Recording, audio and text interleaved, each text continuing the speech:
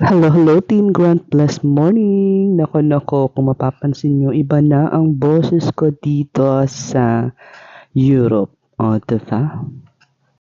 Sobrang lamig dito sa Paris, France. Grabe. Anyway guys, today naman ito yung araw ng aming pagpunta sa Eiffel Tower dito sa Paris. So, sumakay lang kami ng tren, siguro mga 2 stops galing sa aming hotel. And then, nandito na kami sa Eiffel Tower. So, kagabi, galing na kami doon. Pero dahil iba ang view kapag gabi sa araw, kaya kailangan talagang bumalik for today. O, diba?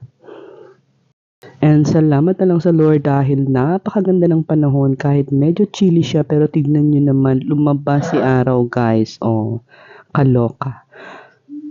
At makikita nyo naman kung gaano kaganda si Eiffel. Oh. At medyo maaga nga kami pumunta dito, kaya naman tignan nyo, kung mapapansin nyo wala pang masyadong tao, kaya naman nakapag-dance pa ulit ang bebelab na iyan at sinabayan pa ng Daddy Jimmy, o diba?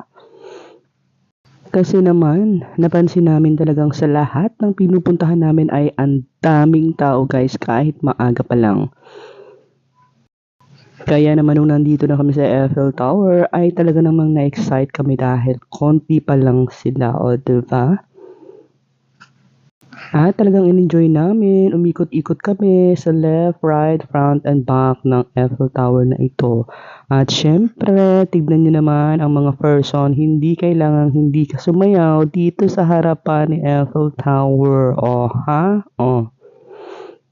At in fairness, ang Bebe Jamie, kahit medyo kumigiwang-gewang, pero nakuhanan pa rin talaga niya ang moment namin. Napakatatag din talaga ng batang ito dahil talagang walang karekla-reklamo guys, in fairness. Kapag bumabiyahe kami, para naka-set up din siya sa Europe mode. Pati yung energy niya, kaloka. O, diba? At sasayaw-sayaw pa talaga siya dyan. Napakalawak dito sa park kaya naman inikot-ikot talaga namin kahit saang banda para makita ang view talaga. At sa mga puntong ito nagsisidatingan na rin ang mga person, o diba, ang dami ng tao sa likod namin. Kaya kahit saang banda pag medyo maluwag ay umuobra si Maria, o diba?